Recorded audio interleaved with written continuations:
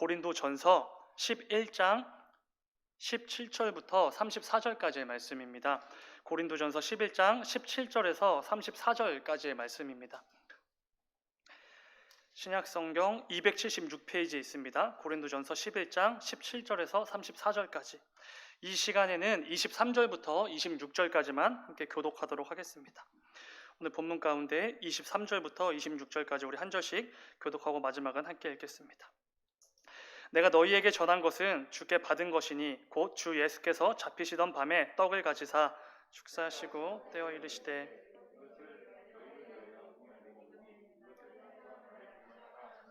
식후에 또한 그와 같이 잔을 가지시고 이르시되 이 잔은 내 피로 세운 새 언약이니 이것을 행하여 마실 때마다 나를 기념하라 하셨으니 너희가 이 떡을 먹으며 이 잔을 마실 때마다 주의 죽으심을 그가 오실 때까지 전하는 것이니라. 아멘. 아멘. 잠시 기도하겠습니다. 사랑하는 주님, 감사합니다.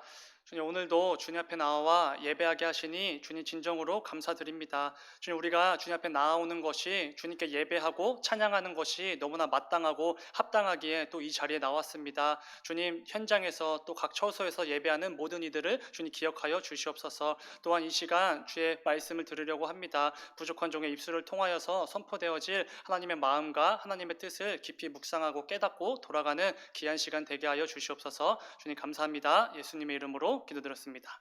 아멘. 우리 함께 읽으신 말씀을 가지고 십자가를 기억하는 삶이라는 제목으로 함께 말씀을 나누도록 하겠습니다. 올해가 2021년도이죠. 네. 아직 좀 헷갈리는 부분이 있는데 작년 2020년도 12월 8일에 국무회의가 있었습니다. 그때 어떤 안건이 통과가 되었냐면 6월 10일, 그러니까 매년 돌아오는 6월 10일을 국가기념일로 지정하자라는 안건이 통과가 되었다고 합니다. 6월 10일이 어떤 날인지 혹시 알고 계십니까? 네, 물론 제 생일이기도 합니다. 이거 기억해 두시면 좋겠습니다. 네, 제 생일이기도 한데 이 날은 일제감정기에 일제의 강제 병합과 식민 지배에 항거하여서 학생들이 주도로 그 만세운동이 일어난 날이라고 합니다. 1926년 6월 10일 이 학생들의 주도로 인하여서 전국 55개 학교에서 자주 독립 의지를 밝히는 만세를 외쳤다고 합니다. 그래서 이를 제2의 3.1운동이라고 부른다고도 합니다.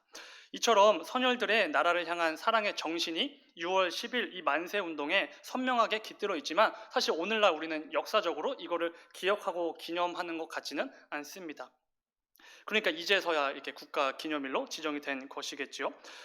하지만 우리에게는 너무나 중요한 날이죠. 그래서 이 날을 국가기념일로 지정함으로써 우리와 우리의 후손들이 6월 10일 이 만세 운동을 기억하고 그 의미를 되새기자라는 이런 마음, 그리고 나라를 사랑하자라는 마음을 이렇게 계승하고자 국가기념일로 지정했다고 합니다. 매우 중요한 날이죠. 이처럼 국가기념일을 지정해서 따로 지정을 하는 것이죠. 이를 통해서 국민들로 하여금 6월 10일 이 만세운동을 기억하게 함으로써 그 의미를 되새기게 하도록 하는 것처럼 우리 주님께서도 예수님께서도 우리에게 반드시 기억하고 기념하라고 하신 것이 있습니다. 이제가 아니라 다 알고 계시죠. 그것은 주님께서 우리에게 직접 제정해 주신 성만찬이라는 것을 통해 우리를 구원하시기 위해 고난당하신 그 십자가를 기억하고 기념하라 라고 말씀하셨다는 것입니다. 오늘은 말씀을 통해 예수님께서 제정해 주신 이 성만찬에 대해서 나누어 보려고 합니다. 특별히 이 성만찬을 통해서 우리가 반드시 기억해야 하고 반드시 기념해야 할 이 십자가에 대해서 함께 나누어 보려고 합니다. 오늘도 말씀을 통해 그 안에 담긴 우리 모두를 향한 하나님의 마음과 뜻을 깨닫는 귀한 시간이 되기를 소망합니다. 오늘 본문 중 함께 읽은 23절부터 26절까지 말씀은 예수님께서 제자들과의 마지막 만찬 때에 직접 제정해 주신 그 성만찬에 대해서 언급해 주고 있습니다. 중요한 것은 사도 바울이 지금 이 성만찬에 대해 언급하는 이유가 무엇이냐는 것입니다. 이게 좀 중요한데요. 그 이유가 되는 이 본문의 배경을 조금 살펴보면 적어도 이 사도 바울이 기쁜 마음으로 성만찬에 대해서 말했던 것은 아닌 것 같습니다. 오늘 본문이 속한 단락이 시작되는 17절은 이렇게 시작합니다. 17절 말씀입니다. 내가 명하는 이 일에 너희를 칭찬하지 아니하나니 이는 너희의 모임이 유익이 못되고 도리어 해로움이라.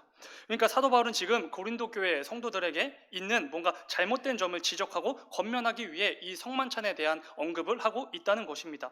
뭔가 이 잘못되고 뭔가 이게 오해를 하고 있는 것 같아서 이 성만찬을 제대로 다시 한번 짚어주는 것이지요. 그리고 오늘 본문 바로 앞 22절에서도 이렇게 말합니다. 오늘 23절부터 읽었죠. 그 바로 앞에 있는 22절입니다. 하반절만 보면 내가 너희에게 무슨 말을 하랴 너희를 칭찬하랴 이것으로 칭찬하지 않노라. 그렇습니다. 너희를 칭찬하지 아니하나니 너희를 칭찬하지 않노라. 그리고 이어지는 오늘 본문에서 성만찬에 대해서 언급하는 걸로 봐서 고린도 교회 성도들에게 이 성만찬에 관련한 뭔가 심각한 문제가 있었던 것 같습니다. 우리가 잘 아는 고린도전서 13장은 사랑장입니다. 사랑장이라고 불리는 장이죠. 그런데 사도 바울이 무려 이 고린도전서 중에서 한 장 전체를 전부 사용해서 사랑에 대해서 언급한 이유가 무엇이죠? 간단하죠. 고린도 교회의 일부 성도들에게 사랑이 없었기 때문입니다. 이 고린도 교회의 일부 성도들은 사회적 지위가 높거나 부유한 사람들이었습니다. 또한 방언의 은사 등과 같은 성령의 역사를 굉장히 많이 체험하는 성도들도 있었습니다.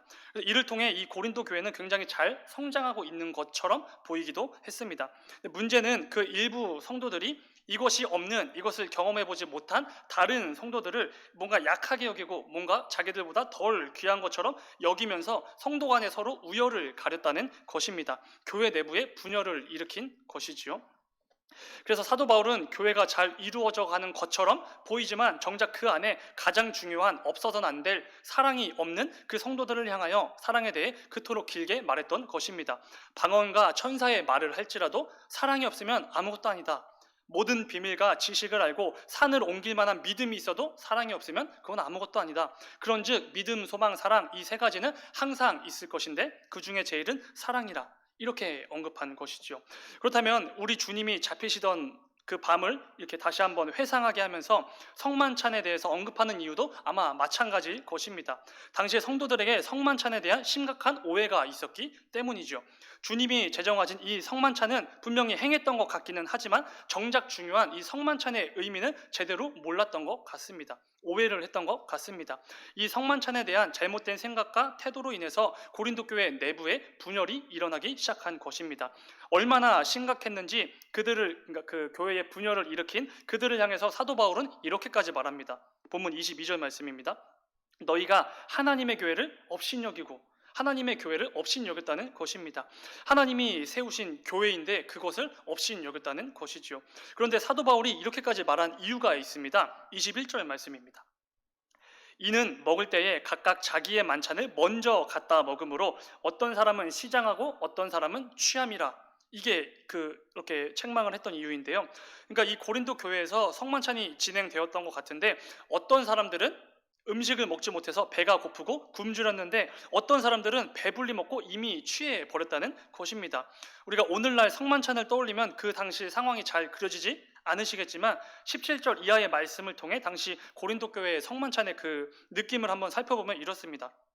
적어도 그 당시에는 이 성만찬 예식에는 오늘날처럼 떡과 잔을 나누는 성찬식만 행했던 것은 아닌 것 같습니다. 아마도 이 성찬식을 포함하여 각자가 가져온 음식을 함께 나누어 먹었던 우리가 애찬이라고 부르는 그 공동 식사까지 행해졌던 것으로 보입니다. 떡과 잔을 나누는 것 외에도 각자가 서로 가지고 왔던 그 음식으로 함께 공동 식사를 하는 것이지요. 근데 문제는 여기서 발생했던 것 같습니다. 다 함께 먹고 마시는 말 그대로 공동 식사인데 누구는 굶주리고 누구는 배불리 먹고 술에 취하기까지 했다는 것입니다. 굉장히 이해가 좀 안 가지요. 사실 이것은 고린도 교회 성도들 간에 있었던 빈부의 격차 때문에 일어났던 일이었습니다. 빈부의 격차로 인해 발생한 사건이었던 것이죠. 그 당시에 교회 안에는 당연히 부자들도 있었고 중산층이 되는 사람도 있었고 다른 집에서 노예 생활을 하던 성도도 있었고 힘든 노동을 해서 힘들게 먹고 사는 가난한 노동자인 성도들도 있었습니다. 그렇기에 노예나 노동자들이었던 성도들은 자신에게 맡겨진 하루의 그 업무들을 다 끝내고 교회에 올 수밖에 없었습니다. 그래서 그러다 보면 항상 교회 모임에 당연히 늦을 수밖에 없겠지요. 그죠? 반면에 부자인 아니면 중산층인 성도들은 집에 있는 노예나 노동자들에게 교회에서 모임이 있는 날이면은 그 나머지 일을 다 맡기고 오면 되기 때문에 늦는 것이 아니라 오히려 비교적 빨리 교회에 도착했을 것입니다. 그러니까 서로 이제 성도들 간의 교회 모임에 도착하는 시간이 이게 차이가 났었다는 것이지요. 근데 문제는 이 부자 성도들이 자신들이 먹을 것 외에도 더 풍성하게 가져와서 가난한 성도들을 위해 음식을 나누어 준 것, 이게 아니라 자기들끼리 먼저 식사를 하고 자기들끼리 먼저 취해 버렸다는 것입니다. 그래서 사도 바울은 이렇게 말합니다. 22절 말씀입니다. 너희가 먹고 마실 집이 없느냐? 너희가 하나님의 교회를 업신여기고 빈궁한 자들을 부끄럽게 하느냐?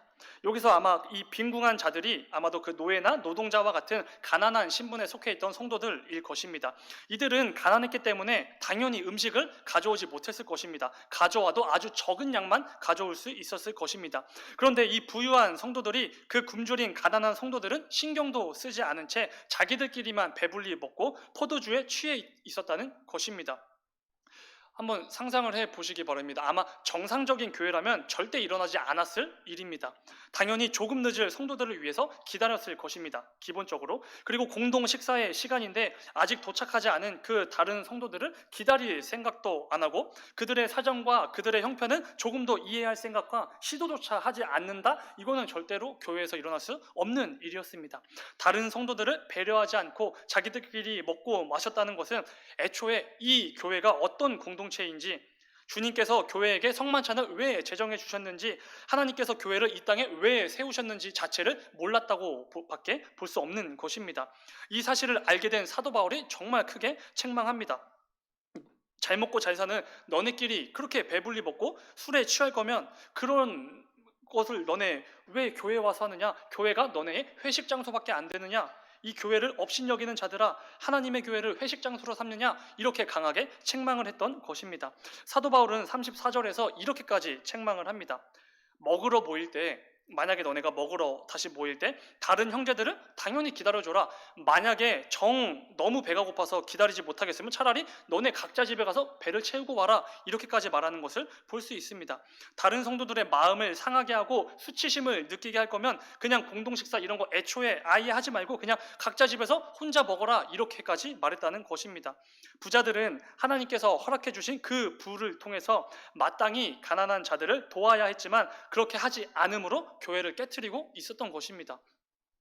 또한 하루 종일 남의 집에 노예로 고된 노동으로 지칠 대로 지친 이 가난한 성도들은 자기들은 너무 배고프지만 먹을 것이 하나도 없어서 이렇게 쫄쫄 굶고 있는데 부자 성도들이 마음껏 먹고 배불리 먹고 마시고 취하는 것을 보면서 자기들의 그 모습을 보며 회의감과 깊은 수치심을 느꼈을 것입니다. 절대 일어나면 안 될 일인데 교회에서 부끄러움을 당한 것입니다. 성도들이 있어서는 안 될 일이 교회에서 일어났다는 것입니다. 이러한 상황 가운데 주님의 몸된 교회가 조금씩 분열을 일으키고 있었던 것입니다. 근데 그들을 향해 사도 바울은 이렇게 말합니다. 내가 너희를 칭찬할 수가 없다. 가난한 자들을 부끄럽게 하는 자들아, 내가 도무지 너네를 칭찬할 수가 없다. 강하게 책망하고 있는 것입니다. 중요한 것은 이 말도 안 되는 상황이 있어서는 안 될 이 상황이 예수님께서 제정해 주신 그 성만찬 예식이 있는 중에 일어났다는 것입니다. 마태복음 26장에서 예수님께서 제자들과 마지막 만찬을 나누시며 자신의 살과 피를 나누어 주시며 나를 기억하고 나를 기념해라 라고 하셨던 그 은혜의 성만찬을 합당하지 않게 업신여기면서 대하고 있었던 것입니다. 하나님의 은혜를 업신여겼다는 것입니다. 사도 바울은 이것은 분명 죄라고 명백하게 말해주고 있습니다. 본문 27절 말씀입니다. 그러므로 누구든지 주의 떡이나 잔을 합당하지 않게 먹고 마시는 자는 주의 몸과 피에 대하여 죄를 짓는 것이니라. 그러니까 지금 그 부자 성도들이 하고 있었던 그 행위 자체가 잘못된 것을 떠나서 죄라고 말하고 있는 것입니다. 그렇기에 사도 바울은 오늘 본문 23절부터 26절의 말씀을 통해 주님께서 제정해 주신 이 성만찬의 의미를 다시 한번 되새길 수 있도록 교육해 주고 있다는 것입니다.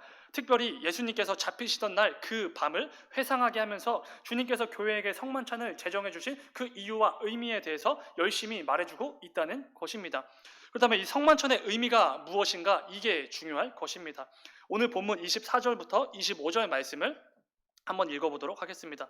우리 이번엔 다 함께 읽어볼까요? 24절, 25절 시작. 축사하시고 떼어 이르시되 이것은 너희를 위하는 내 몸이니 이것을 행하여 나를 기념하라 하시고 식후에 또한 그와 같이 잔을 가지시고 이르시되 이 잔은 내 피로 세운 새 언약이니 이것을 행하여 마실 때마다 나를 기념하라 하셨으니. 아멘. 기념하라, 기념하라. 그렇다면 무엇을 기념하라는 것입니까? 먼저 이 떡에 대한 부분을 보면 예수님께서는 떡을 떼어 주시면서 이렇게 말씀하십니다. 이것은 너희를 위한 내 몸이다. 이렇게 말씀하시지요. 여기에서 말씀하신 이 몸은 어떤 비유나 과장의 그런 방법으로 사용된 말이 아닙니다. 그냥 문자 그대로 우리와 동일한 몸을 의미합니다. 우리와 같은 육체를 의미한다는 것이지요. 그렇다면 하나님이신 예수님께서 우리와 동일한 육체를 입으신 이유가 무엇이죠? 방금 읽었던 본문에 등장하죠. 우리를 위해서였습니다. 만물을 창조하신 하나님께서 하찮은 인간의 몸을 입으신 이유는 저와 여러분 때문이라는 것입니다. 우리를 위해서 육체의 한계와 고통을 몸소 다 당하시고 감당하셨다는 것입니다. 그렇기에 우리가 떡을 떼며 예수 그리스도의 몸을 기억하고 기념하는 이유는 다른 것이 아닙니다.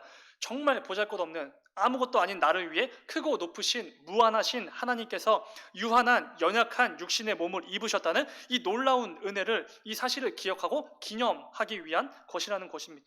교회 공동체가 함께 주님의 몸인 그 떡을 떼며 나누어 먹는 것을 통해 그 놀라운 은혜로 주님의 몸된 하나의 교회가 이루어져 가는 것입니다.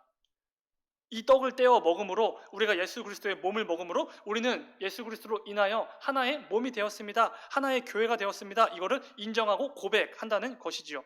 문제는 고린도 성도들은 지금 이 의미를 전혀 몰랐던 것 같습니다. 그리고 이어지는 25절에 내 피로 세운 새 언약이니, 우리가 잔을 나누며, 분잔이라고 하는 잔을 나누며 그리스도의 피를 기억하고 기념하는 이유는 무엇입니까? 예수님께서 제자들과 마지막 만찬에서 나누신 대화가 담긴 마태복음 26장을 보면은 그리스도의 피에 담긴 의미를 좀 더 명확히 알 수가 있습니다. 마태복음 26장 27절부터 28절까지 말씀입니다. 제가 읽겠습니다. 또 잔을 가지사 감사기도 하시고 그들에게 주시며 이르시되 너희가 다 이것을 마시라. 28절, 이것은 죄 사함을 얻게 하려고 많은 사람을 위하여 흘리는 바 나의 피 곧 언약의 피니라. 아멘. 많은 사람을 위하여 흘리는 바 나의 피 곧 언약의 피니라. 그렇습니다. 우리 주님의 피는 영원한 죽음에 처할 수밖에 없는 비참한 죄인인 우리를 단번에 영원한 생명으로 옮겨 주심으로 저와 여러분에게 이 구원이라는 놀라운 은혜를 주시기 위한 언약의 피라는 것입니다. 우리를 위해 하나님께서 그리스도의 피로 세우신 새 언약이라는 것입니다. 그 피가 우리의 죄를 해결해 주심으로 우리가 새롭게 됨으로 다시 하나님과 화목하게 된다는 것입니다. 은혜 그 자체이지요. 결국 우리 주님의 살과 피를 나누어 먹고 마시는 것을 상징하는 이 성만찬을 통해 우리 모든 성도들을 이 부분을 깨달을 수 있는 것입니다. 나를 구원하신 하나님의 크신 은혜, 이거를 다시 한번 기억하는 것입니다. 또한 나를 위해 고난당하시고 나 대신 십자가에 달려 죽으신 그 예수 그리스도의 사랑을 기억하고 기념하는 것, 이게 바로 우리에게 제정해 주신 이 성만찬의 의미라는 것입니다. 나를 위해 육신의 몸을 입고 이 땅에 오시고 그 귀한 보혈의 피를 나를 위해 십자가에서 다 쏟으시고 나의 죄를 위해 죽으신 그 예수님을 기억하고 기념하는 것, 이게 바로 성만찬의 의미라는 것입니다. 제가 제일 좋아하는 말씀 중 한 구절인데요. 로마서 5장 8절 말씀입니다. 우리가 아직 죄인 되었을 때에 그리스도께서 우리를 위하여 죽으심으로 하나님께서 우리에 대한 자기의 사랑을 확증하셨느니라. 아멘. 성만찬을 통해 우리는 다시 한번 이 하나님의 은혜와 사랑을 깨닫게 되는 것입니다. 예수 그리스도의 살과 피로 확증된 하나님의 사랑을 깊이 깨닫고 그 은혜를 충만하게 누리게 되는 것입니다. 그래서 우리가 성만찬을 은혜의 방편이라고 부르는 것이지요. 그런데 이 고린도 교회 내부에는 이 예수 그리스도의 십자가의 보혈에 그 은혜를 힘입어서 주님의 몸된 교회가 된 이 성도 한 사람 한 사람이 이 성만찬의 참된 은혜와 참된 의미를 잊어버리고 교회 내에 분열을 일으키고 있었던 것입니다. 그래서 사도 바울은 아무것도 아닌 자신들을 위해서 잡히시고 고난받으시고 온갖 모욕을 견디시고 십자가에 달리시고 끝내 죽으신 이 모든 것을 담고 있는 예수님께서 잡히시던 날 밤, 이것을 일부러 회상하게 함으로써 고난과 고통에 가득한 그 십자가의 길을 우리를 위해 걸으셨던 그 주님을 좀 떠올리라고, 그 십자가의 은혜를 좀 기억하라고 권면하고 있는 것입니다. 십자가의 그 은혜를 기억한다면, 아무것도 아닌 너희를 위해 십자가를 지신 그 예수님의 그 은혜를 기억한다면 너네가 어떻게 그럴 수 있느냐라고 책망을 하고 있다는 것입니다. 그 십자가를 잊어버린 너희가 함께 모여서 함께 주의 만찬을 나눠봤자 그거는 진정한 성찬도 아니다 라고 말하죠. 그런 거는 주의 만찬이 아니다, 그냥 너네끼리 집에 가서 각자 알아서 먹어라, 이렇게까지 책망을 하고 있는 것입니다. 중요한 것은 우리 역시 이럴 때가 너무나 많다는 것입니다. 한없이 초라하고 비참하고 하나하나 뜯어보면 정말 아무것도 아닌 사람들인데 자꾸만 뭔가 이렇게 드러내려고 하고 세상의 가치와 기준으로 남들보다 내가 더 나음을 이렇게 좀 보여주려고 하고 예수 그리스도의 십자가를 통해 넘치는 은혜와 사랑을 충만하게 받았음에도 불구하고 도무지 그 충만한 사랑과 은혜를 흘려보내지 못하는 것입니다. 이럴 때가 너무나 많다는 것입니다. 그럴 때마다 기억하시기 바랍니다. 떡과 잔을 주시며 자신의 살과 피를 기억하라고 하셨던 그 예수 그리스도를 기억하시길 바랍니다. 내 안에 비참함과 제약된 것들이 불쑥 튀어나오려고 할 때마다 우리를 위해 우리를 대신해 십자가에 달리신 예수 그리스도의 사랑과 은혜를 기억하시기 바랍니다. 우리가 잘 알고 있는 존 칼빈은 성찬에 대해 이렇게 말합니다. 성찬은 주님께서 성도들을 자신에게로 초청하시는 자리이다. 이렇게 표현을 했습니다. 그렇습니다. 우리는 이 성찬을 통해서 예수 그리스도의 그 넘치는 사랑과 은혜의 자리로 초청을 받아 들어가게 되는 것입니다. 다른 교파 중에는 여전히 이 성찬식을 모든 예배 때마다 거행하는 곳도 아직 여전히 있습니다. 아마도 매 예배 때마다 주님의 초청을 받아 그 은혜의 자리로 들어갑시다 라는 취지로 유지하고 있는 것 같습니다. 사랑하는 여러분, 우리를 위한 주님의 살과 피를 늘 기억하고 기념하는 우리가 되기를 소망합니다. 나를 위해 입으신 몸과 나를 위해 흘리신 그 피를 늘 기억함으로 다시 한번 주님의 그 사랑과 은혜를 충만하게 누리게 되기를 소망합니다. 이를 통해서 조금이라도 더 예수님을 닮기 위해 한 번이라도 더 예수님을 따라 걷기 위해 애쓰는 저와 여러분이 되기를 간절히 소망합니다. 이럴 때 우리는 사도 바울이 고린도전서 2장 2절에서 고백했던 것처럼 예수 그리스도와 그가 십자가에 못 박히신 것 외에는 아무것도 알지 아니하기로 작정하였음이라 라는 이 고백이 우리의 삶을 통해서도 매일 매 순간마다 고백되어지길 소망합니다. 주님께서 이 떡과 잔을 먹고 마실 때마다 주의 죽으심을 기억하고 십자가의 그 사랑과 은혜를 계속해서 반복해서 기억하라고 하신 이유는 다른 것이 아닙니다. 우리가 너무나 연약하기 때문입니다. 계속해서 그 십자가를 되새기며 기억하고 기념하지 않으면 그 충만한 은혜를 또 잊어버리기 때문입니다. 그래서 이 은혜의 방편으로서 성찬을 우리에게 허락해 주신 것이지요. 그 넘치는 은혜를 받고도 우리는 또다시 어쩌면 고린도 교회 성도들처럼 그런 은혜를 우리가 언제 받았습니까? 라는 식으로 넘어지고 또 넘어질 수밖에 없다는 것입니다. 부디 오늘 말씀을 잘 기억하시면서 나를 기억하고 기념하라고 하신 우리 주님의 그 명령을 반드시 기억하시면서 남은 한 주간의 삶에서도 앞으로 이어질 모든 삶에서도 나를 위한 십자가의 그 풍성한 은혜와 사랑의 자리로 늘 초청받아서 더욱더 주님을 닮고 더욱더 주님을 따라가는 저와 여러분이 되기를 간절히 소망합니다. 잠시 기도하겠습니다.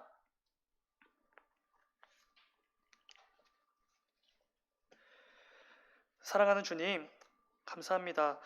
우리를 위해 자신의 살과 피를 내어주신 십자가의 그 은혜를 늘 기억하는 우리가 되게 하여 주시옵소서. 우리를 위해 육체의 한계와 고통을 견디시고 죽기까지 자신을 십자가에 내어주신 그 은혜를 우리가 늘 기억하게 하여 주시옵소서. 그리고 늘 기념하게 하여 주시옵소서. 이를 통해 우리가 살아가는 모든 삶의 자리에서 모든 삶의 순간순간에서 주님의 살과 피를 합당하게 받음으로 그 은혜와 사랑에 합당한 삶을 살아내는 우리 모두가 되게 하여 주시옵소서. 주님 감사합니다. 거룩하신 예수님의 이름으로 기도드렸습니다. 아멘.